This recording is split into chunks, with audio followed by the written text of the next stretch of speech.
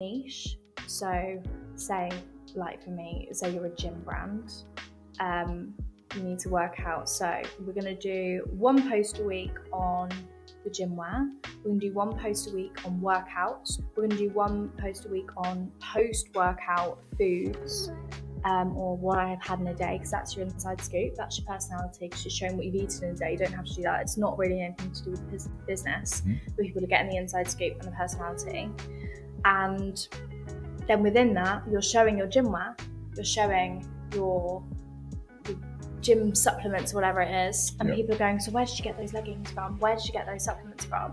And it's about organically adding your products into it. I like to call my unlimited content matrix, and essentially you break your business down into 4 pillars, right? You're welcome. Before I even start, you break your business down into 4 pillars. You say, okay, let's say for example it's Crunches by Susie. She has really likes, fashion, right? She really likes hair, and there's another 2. So you break down hair and fashion, and you can get their keywords. So you say, okay, fashion, we have models, we have material, we have this, that, and the other. And then for each of those keywords, you'd break that down into the who, what, when, where, how, and why. Sustainable happens quickly. Nothing. Like very few of you can show me an example of something that is sustainable, that is built quickly. I look at a plant. You look at a tree. Look, the biggest tree in the forest here. How long has it been there for? Thousands of years. It's not coincidence. You look at buildings. How long did they build a building? How long does it stay standing for? Look at a baby. If a baby is born too soon, it's at risk of dying. Everything in life. There's not one thing in life here that can happen quickly and is sustainable. So when I tell you the post here for the next 6 months here, that's me using the laws of life and nature and what we see around us to understand that nothing in life that is built quickly is sustainable. I love the psychology of it. And I think sometimes with digital marketing, we forget that it's the same thing. It's just using different platforms, and the speed in which the digital platforms allow us to market to our audience compared to traditional offline is just incomparable. It's just crazy fast. And also the accessibility of how many people we can reach. And so it can be quite overwhelming when we think about the bigger picture of digital marketing, but really when it comes down to it, it's about the psychology that we've always known. And that goes right back to, hey, I've got some of these carrots. I've noticed that you haven't got any carrots. What about these? Should we swap some carrots for some of your potatoes? So it's about the psychology of somebody wanting or needing something and then somebody else being able to provide. We call it edutainment. So it's education and entertainment. And don't be scared by the entertainment word, because entertainment is broad. Anyone can find anything interesting. It doesn't need to be humorous or anything like that. Teach us about this, and you can do that with a hook. So one tip for video content is you need to capture someone's attention in the first 3 to 5 seconds. You need a hook, and that hook it needs to draw in that person. So on TikTok, you can write a cover title on your video. If your service is beneficial in some way, a hook on that cover title could be, this is what really saves me time when I'm ... That's a hook, because now I want to know what saves you time. So this is where services can really play up to, how is this beneficial for you? Why should you be parting money? How can this change my routine in the best way possible? So that is everything that they need to be pushing. All right. Good morning, good afternoon, good evening, everyone. Depending where you're watching us from or watching this from, I want to say welcome to another edition of UKBF Talks, the very special webinar where we're focusing on the essential things that we need to know to take what we're doing to another level in our businesses.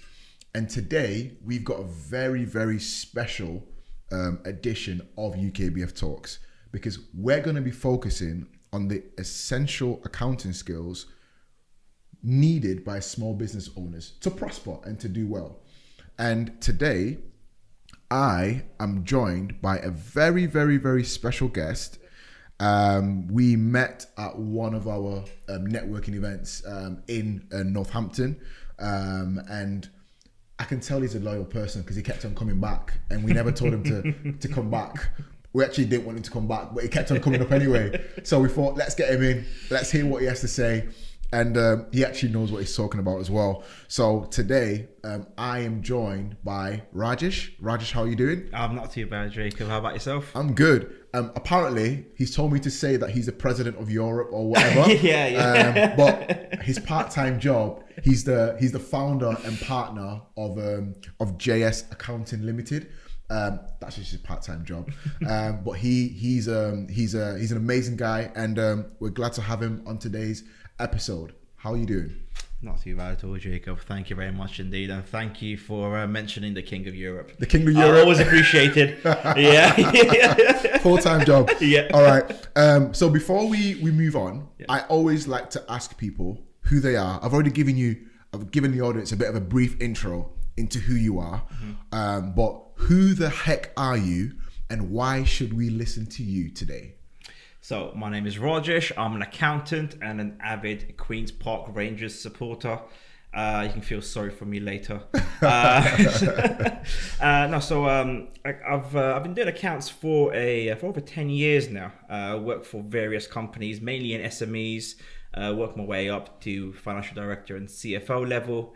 And then me and my wife is also an accountant. We decided a couple of years ago that we wanted to use our experience to help other SMEs with their businesses at a more reasonable price. And our USP, J&S Accounting, is that we look to build communities around our clients. And that's what we're focusing on. And that's what we've been doing. And we absolutely love doing it. And what is your eventual goal, your eventual dream when it comes to building this community around the clientele that you have? Mm-hmm. So the eventual goal is that clients will be able to assist other clients. So for example, we have a real estate agent who recently needed some work to be done in one of his properties.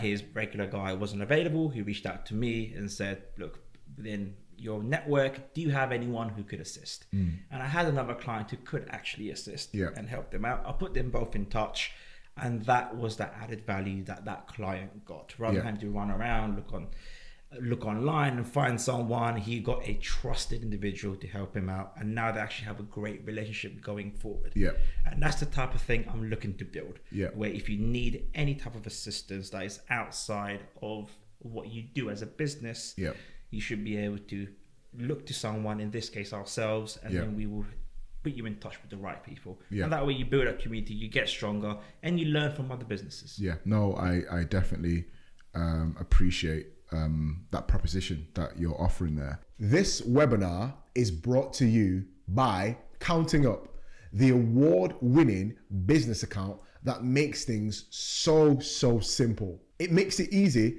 to get paid fast, to manage our finances, and to prepare our taxes, all in one easy app. With Countingup, you can save time, you can save money, and focus on what you love doing best, which is running your business. So sign up today and get yourself a 3-month free trial. All right.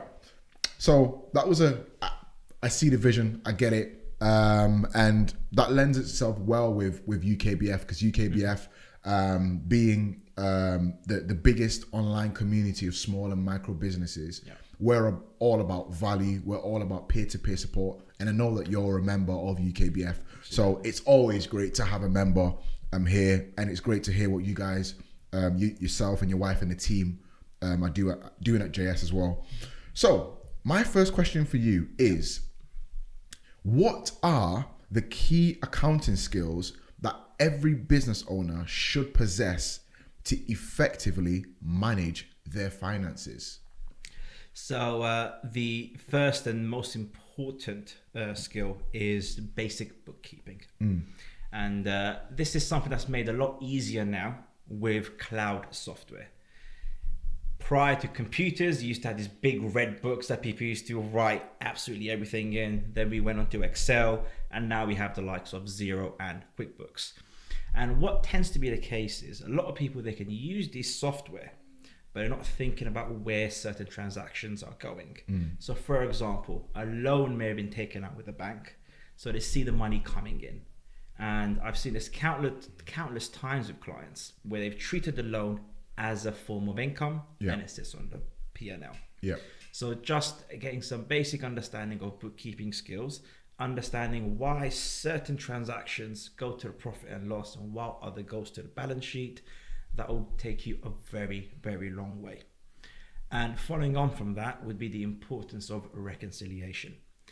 The bank is the most important account in any business. If you can't understand where the money is going from your bank and you can't reconcile your bank, it is impossible to trust your books. So always ensure your bank is reconciled and you're understanding where every transaction in and out is going to. And that ties in again with that basic bookkeeping skills to make sure they're going to the right place. And the third most important skill would be cash flow management. It's especially in the early days. It's very exciting when you get your first client and you've got that initial money coming into the business, but you need to ensure that any expenditure is working for you and working towards the business, and not just money's come in, I'm going to take it all out immediately. So cash flow management and knowing what your cash balance is expected to look like in 3 months, 6 months or 12 months is very important and will save you a lot of hassle down the line. Yeah, no, that's really good. Do you know what? You touched on something there about when you get your first client, the excitement, the buzz that you get from that.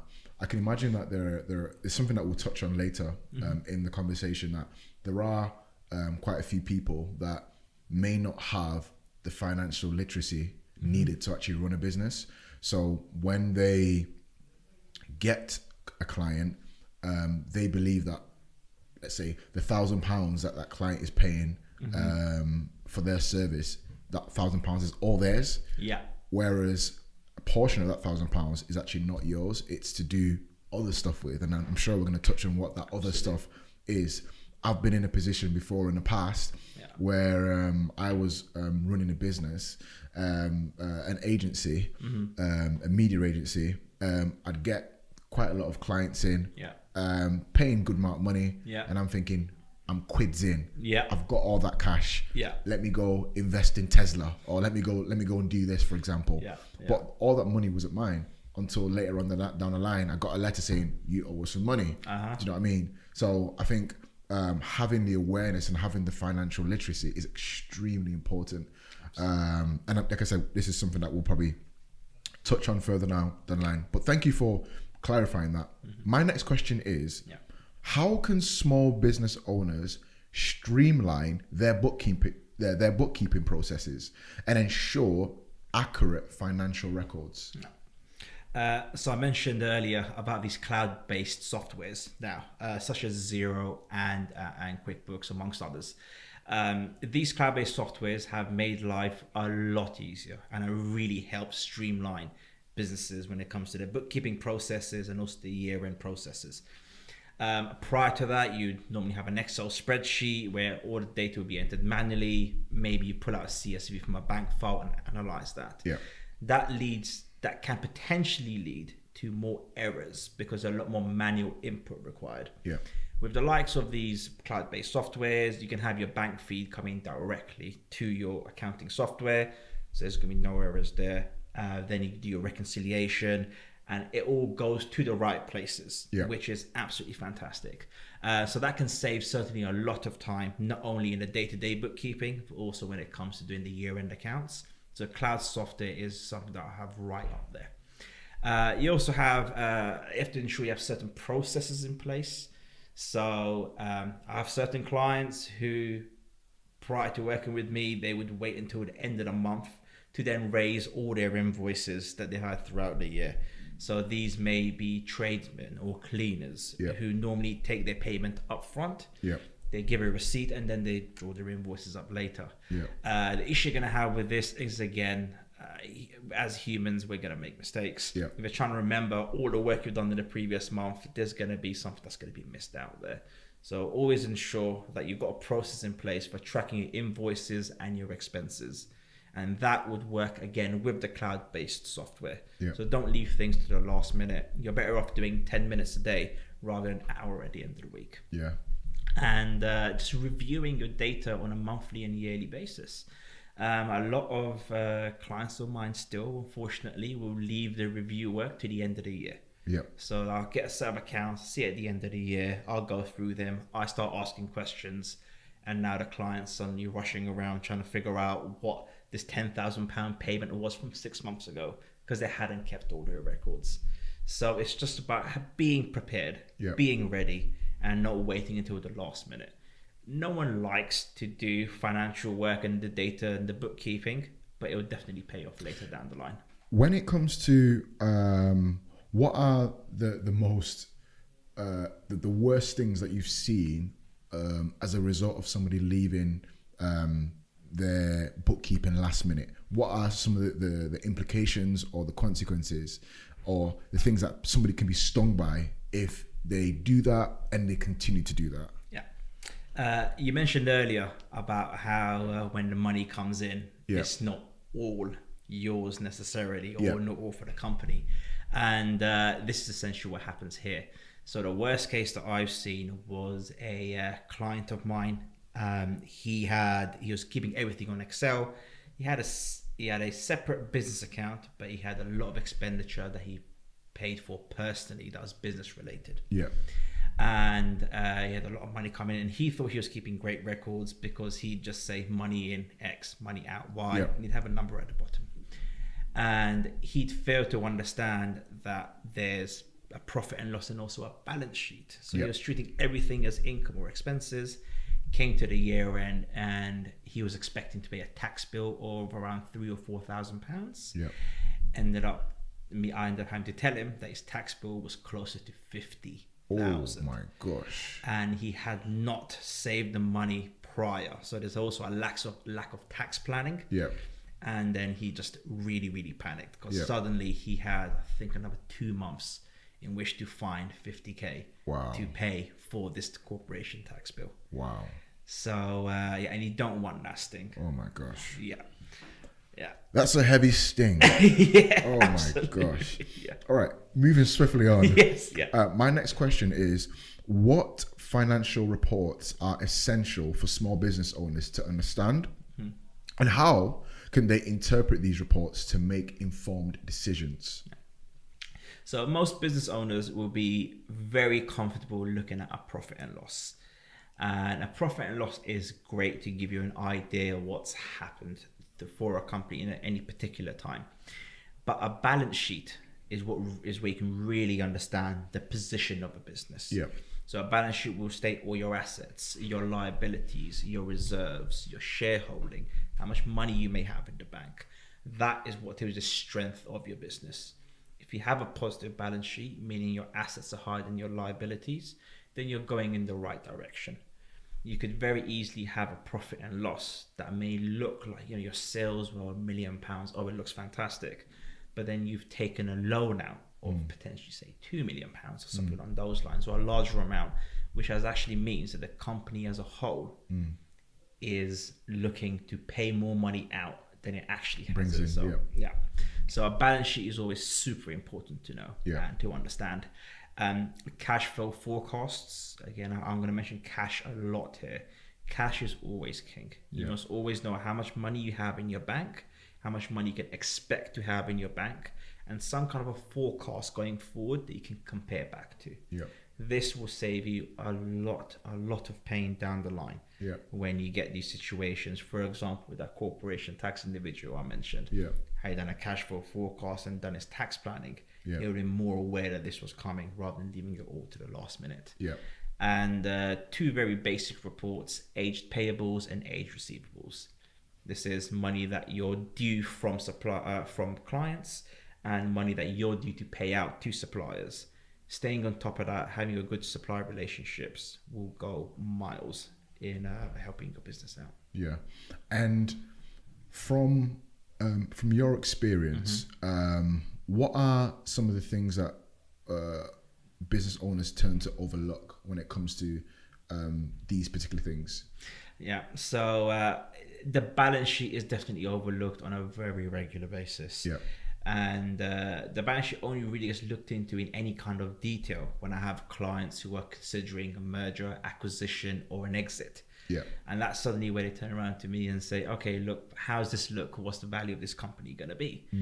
And if you've got a poor balance sheet at that point, you can't really fix it in a year or 2 years, because that's the position of your company. So companies are definitely looking to exit or merge. They should be paying very close attention to their balance sheet. Yeah, no, that's really good to know. Yeah. That's really, really important to know. Next question. How do small business owners identify potential financial pitfalls and avoid common accounting mistakes that could impact their business? Yeah. I'm going to come back to this again. Cash flow. The amount of companies you see where they have not managed up their cash flow, and they've got into a really sticky situation because they just thought the money would be there where it needed to be there, especially at the beginning. Yeah. So cash flow is always super important, but along with the cash flow, you should have a budget and a forecast. Yeah. Have some kind of idea what you're looking to spend on advertisement, on your cost of sales, on your travel, so that when, especially in the early days, you're not entirely sure where your money's going to be going straight off the bat. But if you have a budget, you have something to compare to, and you can adjust that going forward. Poor tax planning is always a major pitfall. Major pitfall, because it's very easy to forget that your taxes are going to be paid after your year end. If it's the first time you're starting a business, you may be used to pay as you earn, where your taxes are taken at source, and you don't have to worry about your tax bill on a yearly basis. When you go to a business, what you're getting is the full gross amount, and from that there may be VAT to pay. If the company's got payroll, there'd be NI to pay. There'd be pensions to pay. There'd be corporation tax to pay. So making sure your tax planning is on point is incredibly important. I think Richard, the founder of UKBF, said a couple of years ago to me, all the cash is not your cash, right? Because as I alluded to before, the 100% of something that comes in, a portion of that, like you said, VAT, could be a VAT, a portion of that is tax, different levels of tax that you have to pay. And if it does come to the time where you have to pay that tax bill, and you've already eaten that money, and you continue to eat that money over the period of a year's time, you're going to end up with a massive tax bill on your hands. So I believe that, especially when you're starting up and you don't have anyone to tell you that all the money's not your money, just be ready to know that when something comes in, set some money aside. Is there like do you have like a formula in your head of how people can like segment the money? The easiest way to mitigate the risk of being stuck with a big tax bill and not enough money to pay it is to take 20% out of wherever your sales are, and stick them in a side account. The best thing that can happen is that your corporation tax bill is actually less than what you saved. So you've got a bit of a saving there that you could potentially spend on R&D or going on a big advertising run. And at worst, the money that you saved goes to paying off the corporation tax. I go with a 20% figure because the actual corporation tax rate varies. It can be as low as 19%, and it can be up into the mid-20s. That 20% figure is normally a good aim to have, because in theory, what will happen is with your sales, you'll reduce your profit with any expenses that you have. But I tend to go with 20% of whatever you're earning net. So after VAT, stick it to a little side account and then just save it there. And it will become useful. No, that's a really good basic formula to build from, a good foundation to really sink your teeth into. My next question for you is, what strategies can small business owners implement to manage cash flow effectively and maintain financial stability?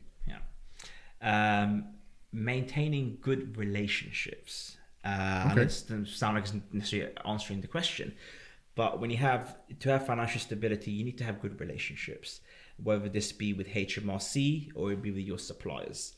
HMRC in particular. Now, this is always a volatile environment for businesses, and with HMRC, they do offer payment plans if companies are struggling. So we go back to the corporation tax example that we used. If there was someone in a situation who couldn't pay the corporation tax as a full amount, but if you had a good relationship with HMRC, you made all your payments on time previously, there were no late submissions, you can agree with them to have a payment plan, and they will help you out in spreading the cost of any taxes that may be due. This also works with PAYE and VAT. Again, with suppliers, it's a similar thing. If you ever get into any type of financial difficulty, if you have a great relationship with your suppliers, you can get that extra 30 days to pay, or you can break that into a payment plan if required as well. Managing of inventory, if you do hold stock as a business, it's also really important, especially in the early days. A lot of companies, again, they get very excited about starting an SME. Say they're starting to do jewelry, and they may over order on their stock. This stock will eventually become obsolete, which means it ends up being written off. So it's kind of biting off more than you can chew there. So let's be really careful. Make sure you have a plan in place when it comes to inventory. And budgeting. Budgeting is the one thing that's really going to help you going forward. If you have a plan in mind as to what you're expecting to earn and what you're expecting to spend, and you match that against what you're actually earning and spending, it'll give you a good idea of what trajectory you're going in. And then from there, you can make any adjustments and then make sure that you're not left out of pocket at the last minute. And you can preempt what may be coming. And when it comes to being able to identify the likes of yourself, right? You're a business owner yourself. You happen to be a king of Europe, and you also happen to be an accounting expert. How do, as a business owner, how do I bump into someone like you? Where will someone like you be for me to build up a network of people like you that can give me sound counsel or wisdom, that I can pick brains, or where can I find someone like you? So I tend to go to as many networking events as I can. And it's not only just to generate leads, it's also to understand other businesses.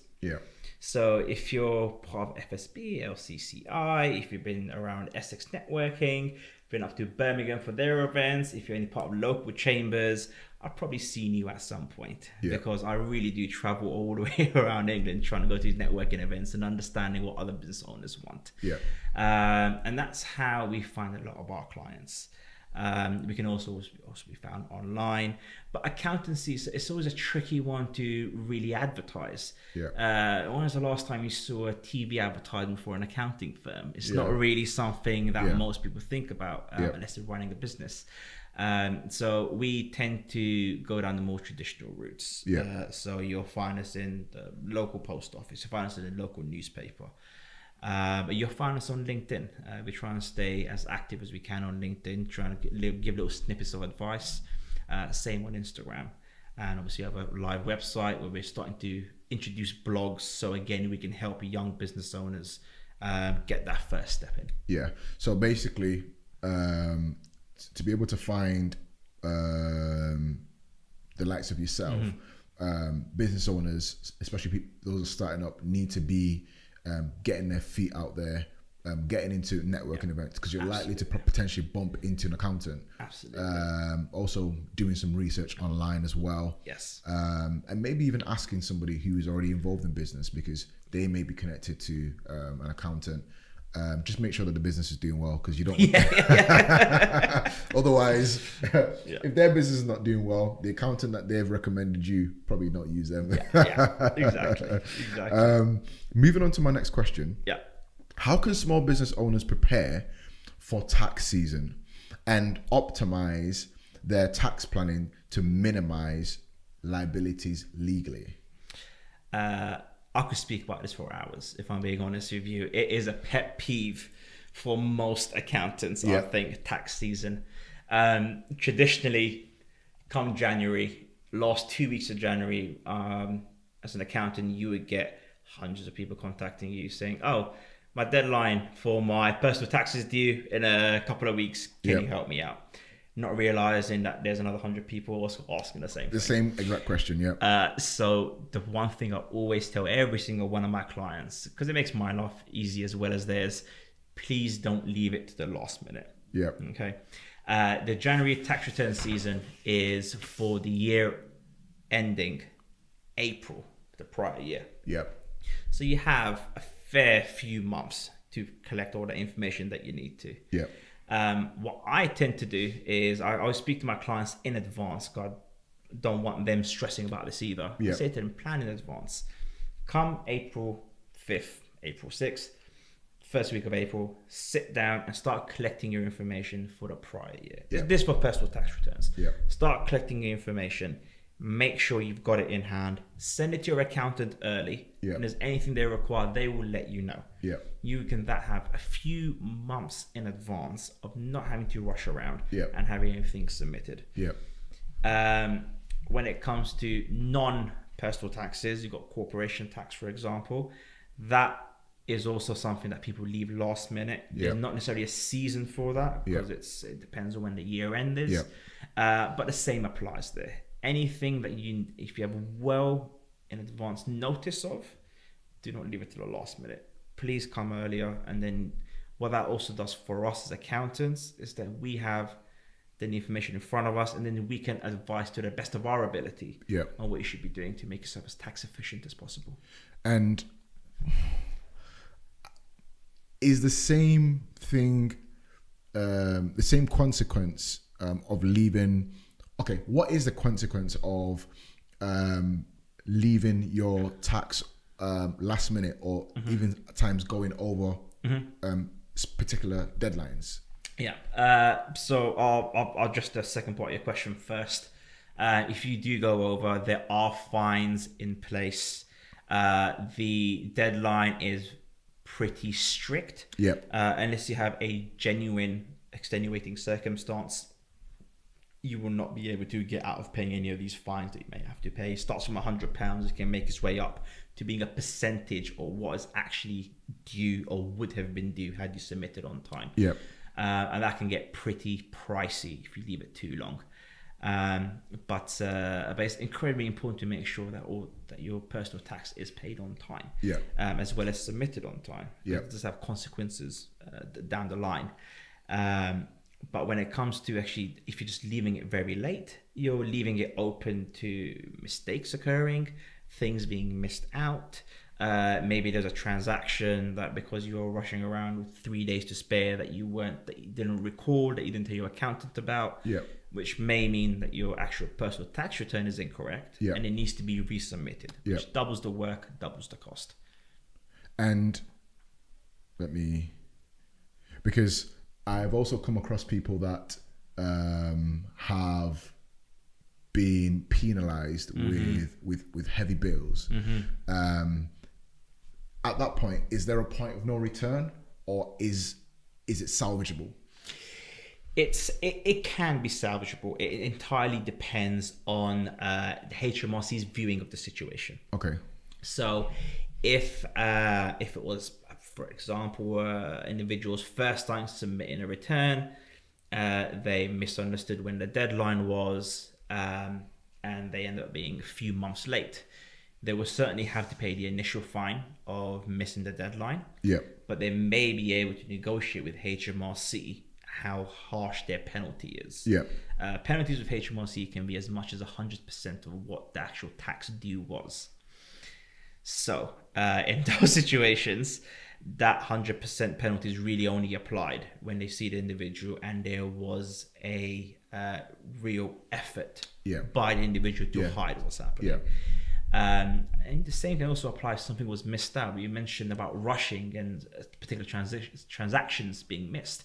If a transaction is missed and it has to be resubmitted, you can potentially pay a penalty on that additional tax that you didn't pay on time for that transaction. But again, with those, if you can show HMRC that it was a genuine mistake, that tax can be reduced, or in some cases even completely nullified.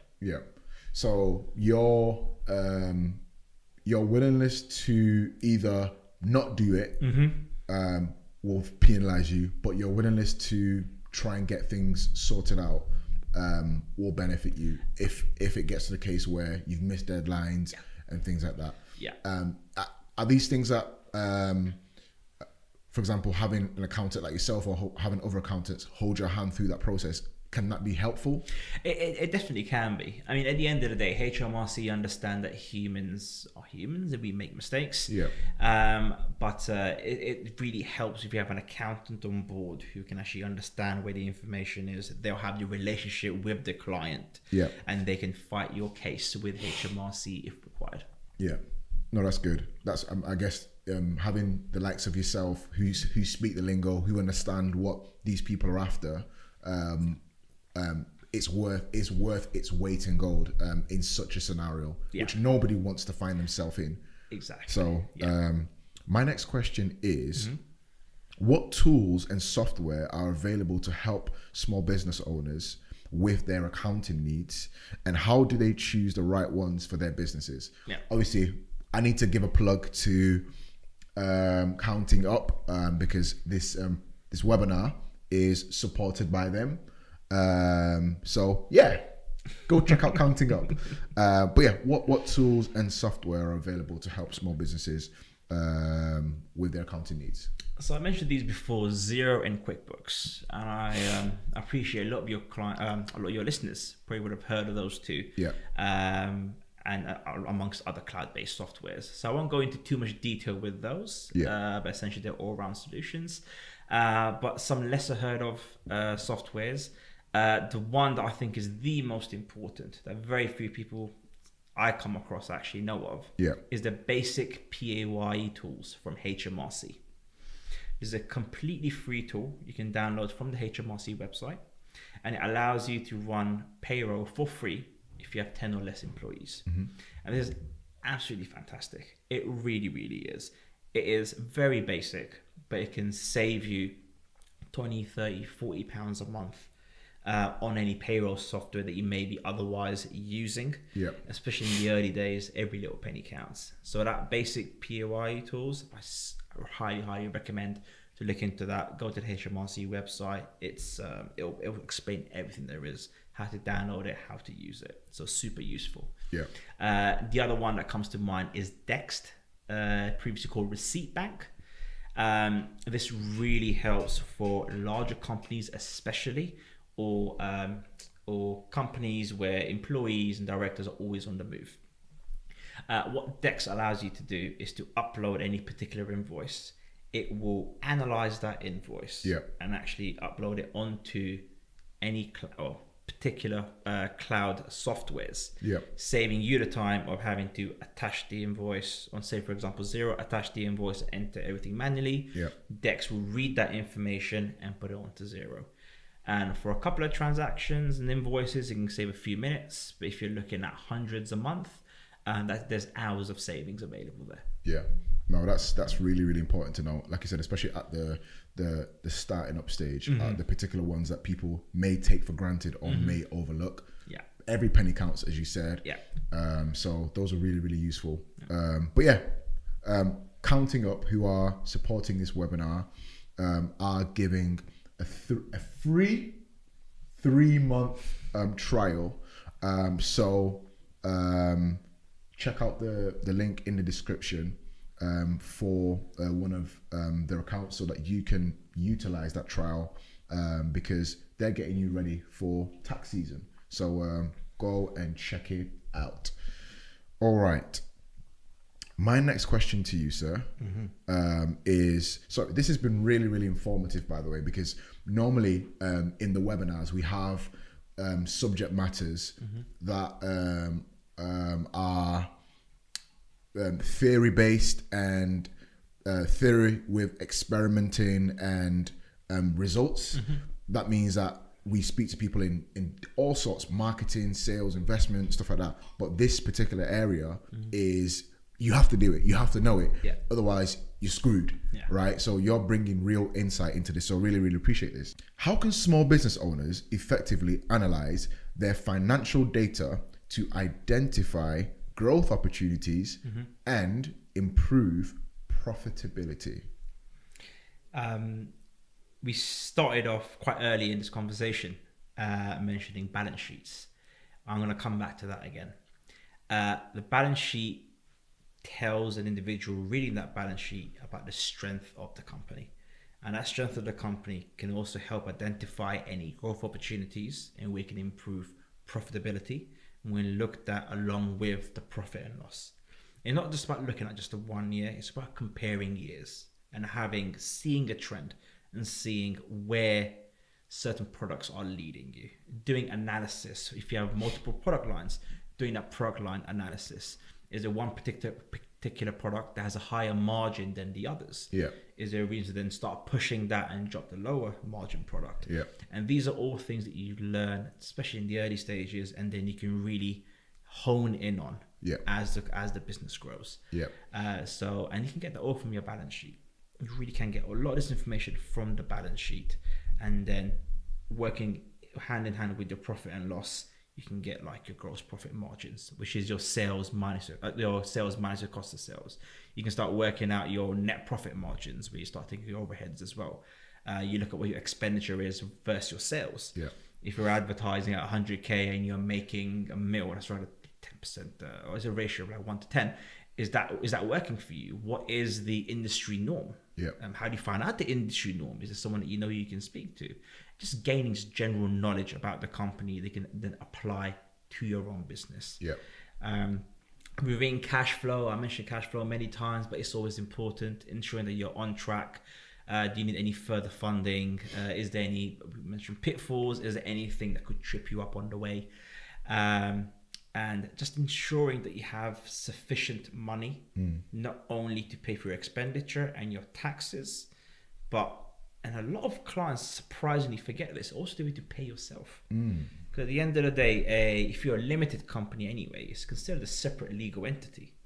So that money is for the legal entity. Yeah. If you need to pay yourself, you've got to do a transfer, and it can get lost sometimes, especially in the early stages, that line between business and personal. Yeah, no, that's really good to know. Yeah. That's really good to know. I guess off the back of what you just said, all right, I like to play the persona game, where I build a persona and you tell me what that person should do. Right. Or advise me, not tell me. Yeah, advise. Me, Yeah. Right. So my name is Jacob the Cookie Maker. Right. I have this vision to open up cookie stores all around the globe. Right. But I'm starting up in my house, and I open up a stand outside my house. Yeah. I'm going quite detailed into my cookie cookie making business here. But I sell cookies on the weekend, and I'm making £200 every single weekend. And there's a particular sort of cookie that is doing really well. Like you said, focus on what's working. I then begin to double down on making more of those cookies, and I'm now making £250.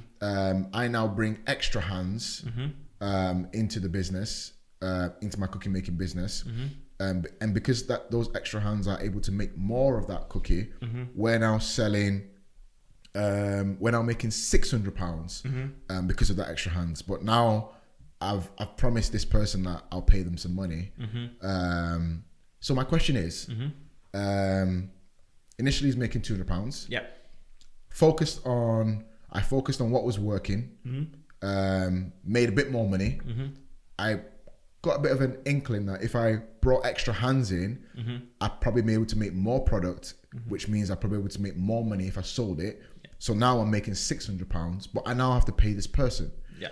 So as the owner of this cookie extravaganza, am I able to actually pay that person off the bat? What are the legal processes that I have to do to employ somebody? Yeah. And what do I need to do to start paying myself? When can I actually start paying myself? Yeah.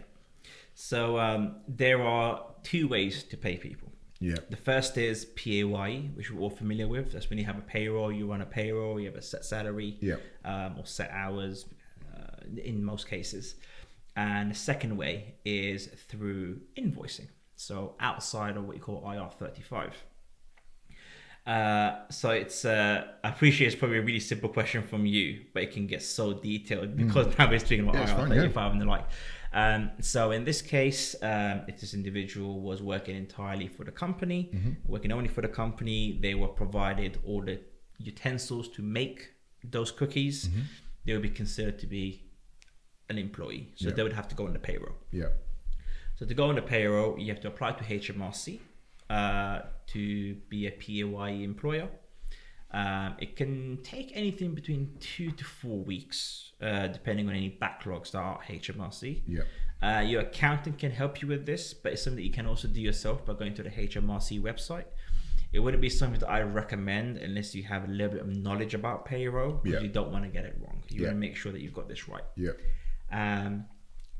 It's pretty straightforward process. Once the application is made, you get your paperwork from HMRC, and then there's 2 reference numbers on that paperwork, and you can use those either with the basic PAYE tools that HMRC provide, where you can run your payroll, and that'd be putting in your salary for the month, calculate your tax.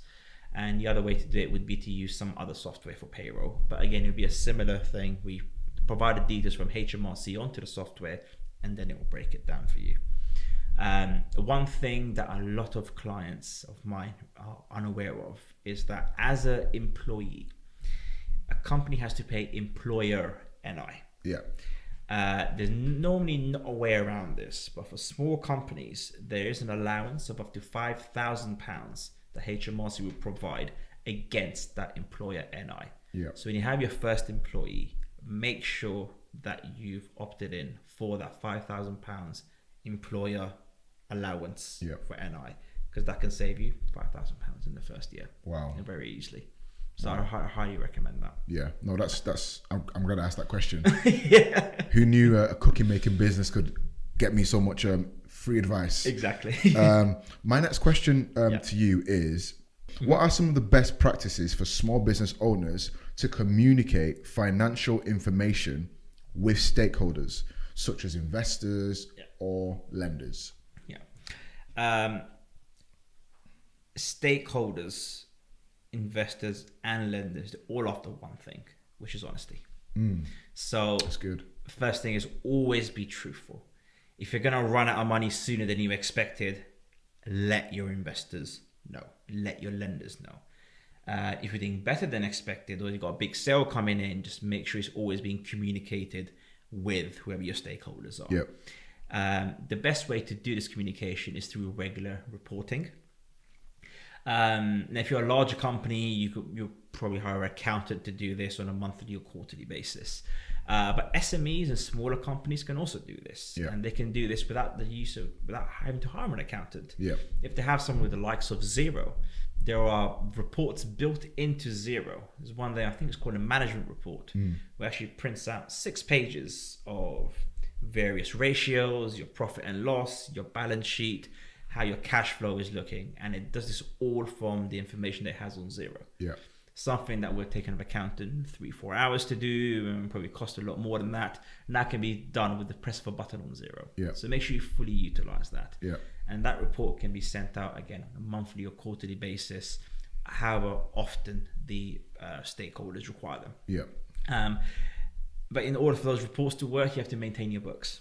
Yeah. So it's crucial that you do that. Yeah. That you do that. You have to make sure your books are up to date. You can't wait until the end of the year to start reconciling your bank. It's too late by then.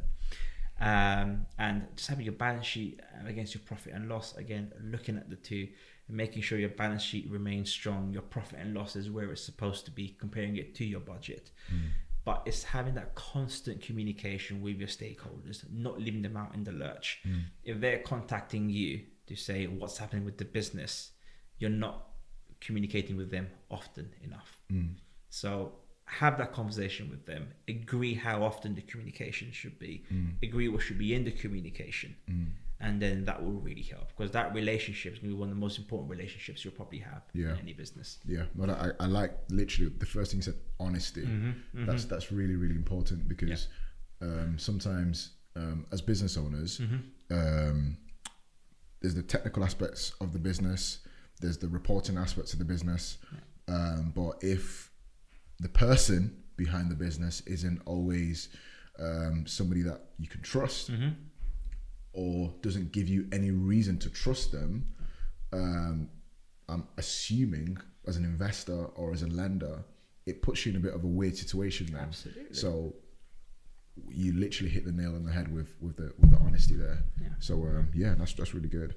My last question. Yeah. Wow, that's gone very quickly. It has. Wow. How do essential accounting skills contribute to the overall success and the long-term sustainability of a small business? Yeah. So less problems in the future. If you've got your essential accounting skills down to a T, that means that your books are up to date. You're posting everything where it needs to be. Sure, your accountant may still need to do some adjustments, but that's going to be expected. You're not an accountant as a business owner. You're a business owner, but you're keeping your books nice and tidy. So when it does come time for the accountants to review the books, there's less issues that you're going to be finding. Again, I've said this a couple of times now, I'm going to repeat it to really hammer the point home. If you're waiting till the end of the year to look at your books, that's a whole year's worth of information that you had no idea what was happening about. And that is not a good place to be, especially as a company grows. Better forecasting ability. So the more information you have, the better you can forecast what's going to happen in the future. The more accurate your forecasts are, the more confidence you can have in what your business plan is. If your forecasts are all over the place, you expected sales to be 100k and it came in at 1,000, there's something seriously wrong there. So you really need to look into that. So better forecasting ability, you'll definitely get that if you have all your basics lined up and all your eggs in a row. And again, using stuff like a cloud-based software. It'll help you make informed decisions. A lot of individuals, they'll have a company, but they haven't thought about the exit plan. And then the exit plan comes up, and then suddenly they're like, right, okay, I want to exit, but how am I going to do this? Where is the value in the business? How do I approach this? So again, having all those essentials there, before you even ask that question, you kind of know what direction the business is going in. You should have an idea of roughly what the value of the business is, what your goodwill there is. So it's that informed decision making going forward. And probably one of the most important parts of it is going to reduce your costs. If you're an audited company, if they're spending less time auditing you, you're paying less. If you're going to an accountant for the year-end accounts, if I'm having to look at 12 months worth of really clean bookkeeping, I can get those accounts out the door fairly quickly. If I'm looking at a shoebox that's been dropped on my desk with CSV files for bank statements, that's going to take a little bit longer, and that's going to increase your cost. That's really informative. So just to wrap this up, the title of this webinar was Essential Accounting Skills for Small Business Owners. To wrap this up, to you as an expert, as an accountant, and as a king of Europe, what are the top 3 essential accounting skills that you believe that every business owner needs to know in order to succeed in their business? The top one is going to be understanding cash flow. Understanding where your money's going, where it's coming in from, and also being able to forecast going forward where the money could potentially be coming in and out from. You don't want to be in a situation where you spend all your money in the beginning, think that you're going to have sales coming in, and there is just no forecast for that. So always be really careful with your management of your funds. Basic bookkeeping, just making sure the data entry is there. getting your invoices on the system, making sure that your bank is reconciled, understanding that if you needed to understand where your company was, you can have a quick glance and get a good idea of where you may be. And the third is compliance. So ensuring compliance, don't miss HMRC deadlines, don't miss Companies House deadlines. Sometimes clients can rely too much on their accountant to provide that information for them. Yeah. But be on top of it. Know when your corporation tax deadline is, what your VAT cycle is, when your PAY should be due, when your accounts should be due. You can create a very quick spreadsheet, have that there, and it's something that you look at once a week, once a month. Keep an eye on so you know where your deadlines are, so you don't get caught short. If business owners don't have time for this, right? If they don't have time to log things in, or just keep on top of things, what should they do? What can they do? So, business owners, especially in the early stages, are always looking to save money, and it's how you value what you're considering saving money. So, if a business owner decides that, okay, I know what I need to do, and I'm going to do it, I'm going to take 3 days a month out my business time to do this. That's 3 days of work where he's doing admin, or she is doing admin work, but they're not being paid for doing their business. So if it's a garage, they may have £100 an hour charge out rate for doing labour, and that's £2,500 a month. They're not going to be paid for because they're sitting down doing admin. If you really haven't got the time to do it, find a local accountant or bookkeeper who can assist you. It will cost you a lot less than that £2,500 a month to do that 3 days work, because 3 days for a business owner, it could be a day and a half for an accountant. If they're using software like Dext, it could be even less than a day.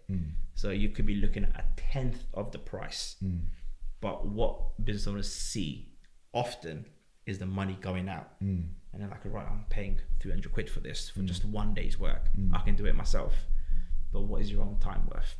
So if you understand and you get that, no, I don't want to do this, I haven't got time to do it, my efforts should be spent on the business, then reach out to an accountant or a bookkeeper. Before doing so, consider these cloud-based softwares. With the likes of Xero, your bank feed will be automated, so you don't have to upload your bank. If you use something like Dext and you're scanning your invoices will also be automated. So you may only end up spending half an hour, an hour a week, just clicking a couple of buttons and making sure the information's there. So it's just weighing up what your time is worth, whether you need a bookkeeper or an accountant, and whether it's something you can do yourself but quicker after spending a little bit more money on it. No, that's good, because I think a lot of people would like to be a jack of all trades. Unfortunately, they're not masters of all things. So having just the guidance or the advice on what they can do when they don't have the time or the capacity to do it is very, very important. How do people get in contact with you in case they have any questions or they want to find out more about what you do? So you can visit our website, which is J&S Accounting.co.uk. On there we have a form where you can contact us. We're actually very transparent with our pricing, so you can see our pricing packages there. We start with sole traders going all the way up to enterprise level, and if you want to contact us directly by email, you can contact us at contact@jnsaccounting.co.uk. No, that's good. Thank you so much for your time today, Rajesh. You brought a lot of wisdom and a lot of keys, foundational keys that people need to know to do well with their books and do well with their finances. So I really, really appreciate your time today. Thank you. Thank you for joining us. Always a pleasure. Thank you for joining us on this episode of UKBF Talks. And if you would like more information about Rajesh, you heard how to get in contact with him, visit jnsaccounting.co.uk. A special thank you and a shout out to Countingup for supporting this great webinar edition. And if you would like to utilize Countingup's free offering of a free 3-month trial of one of their best accounts there for businesses, go and check it out. Otherwise, I will see you guys on the next one.